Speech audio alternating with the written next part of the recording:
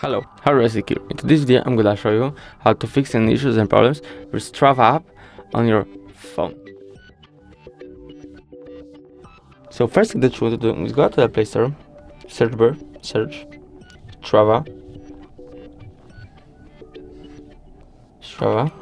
go here and check if you have the newest version of the app.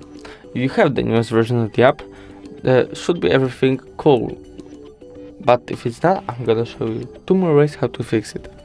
So first way, go up to the settings, go up to the apps, see all, Finder, Strava, right there, permissions. Maybe you just need to allow them all, like here allow, and the rest of them also. Go back here, mobile data usage, unrestricted data usage. After this, there shouldn't be more any issues with the app, but if you still got some, I'm gonna show you last way. So last way, go back to the Play Store, uninstall the app, uninstall, and just reinstall the app. After this, everything should be cool. If the video was helpful, please leave a like and subscribe. Bye.